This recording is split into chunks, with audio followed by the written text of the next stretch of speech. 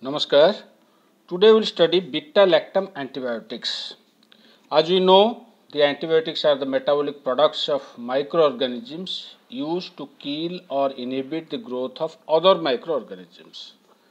And beta-lactam antibiotics, we call them as beta-lactam antibiotics because they have the beta-lactam nucleus. This is the beta-lactam ring, and this beta-lactam ring is present here in this penicillin nucleus. Then it is present in the cephalosporin nucleus, this in the monobactam nucleus, again this in the carbapenem nucleus. So we have four types of beta-lactam antibiotics. Number one, penicillins. Number two, cephalosporins. Number three, monobactams. And number four, carbapenems.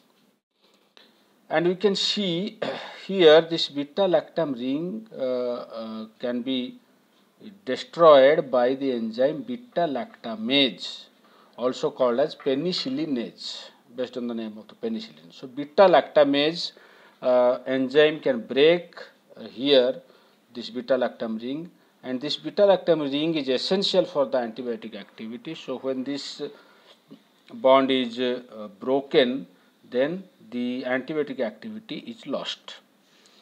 So bacteria produces this enzyme beta-lactamase so that there will be resistance to these antibiotics, and these antibiotics fail to show their action.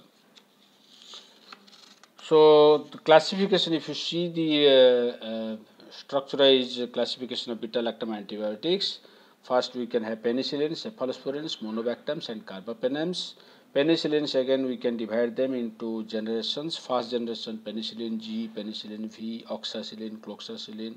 Second generation ampicillin, amoxicillin, these are the aminopenicillins. Third generation carbapenicillin, propenicillin, ticarcillin, these are the carboxypenicillins. Then fourth generation we have the uridopenicillins like mesulocillin, azulocillin, piperacillin.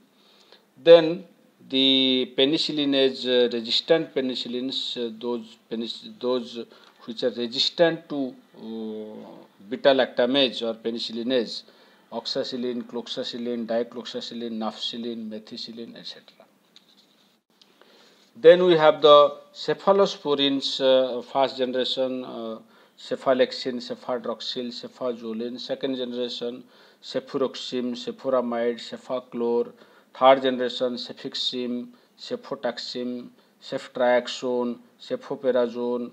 Fourth generation cefepime, cefpirome, cefazopran.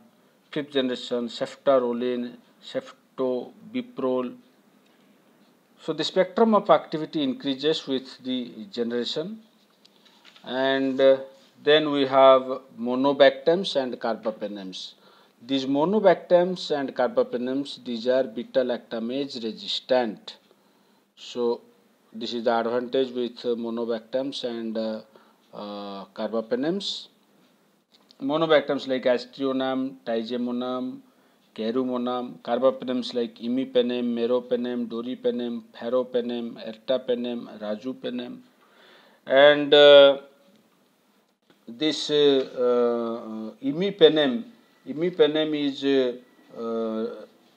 degraded by one enzyme called as dehydropeptidase, imipenem, dehydropeptidase, and this enzyme is released from the kidney, the proximal tubule of kidney, and it breaks down this imipenem, and because of which the imipenem action is lost. So we can use one dehydropeptidase inhibitor like cilastin. So imipenem is usually combined with cilastin, but this all these drugs, meropenem, doripenem, they are resistant to dehydropeptidase, so there is no requirement of addition of cilastin with these drugs. Only in case of imipenem we have to add cilastin. Then if you see the mechanism of action, the mechanism of action, it has peptidoglycan in the cell wall of bacteria, and the in gram positive or gram negative bacteria, peptidoglycan is the essential constituent, and it has two components. One is your N-acetyl glucosamine and other is N-acetyl muramic acid. So there are amino acids bound to this muramic acid.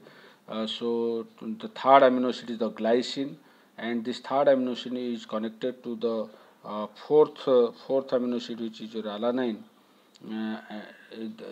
Five glycine molecules connect this, and in this way there is cross linking, and this cross linking is done by transpeptidase and carboxypeptidase enzymes, and beta lactam antibiotics inhibit these two enzymes, transpeptidase and carboxypeptidase, so that the final step of cellular biosynthesis, that is peptidoglycan biosynthesis in bacteria, is inhibited.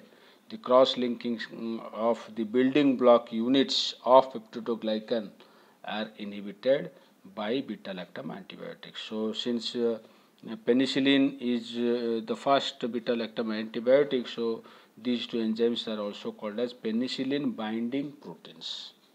So this is all about your mechanism of action. So they inhibit the cell wall synthesis, and as we know that these beta lactam antibiotics are susceptible to beta lactamase, mainly your penicillin and cephalosporins. So in that case, we need to give one beta lactamase inhibitor, which we also call them as suicidal inhibitor.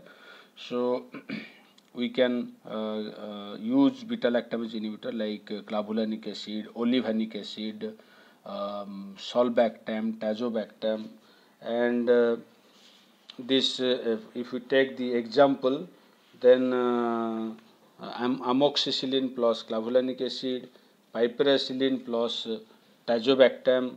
So these are some of the examples of combinations of beta lactam antibiotics and the suicidal inhibitor, and they are called suicidal inhibitor because they inhibit the suicide of these beta lactam antibiotics sensitive to beta lactamase. So if we take these drugs alone, then they will be degraded by beta lactamase. So we say that suicide of that drug, and this is inhibited by clavulanic acid. So this is a mechanism based inhibition.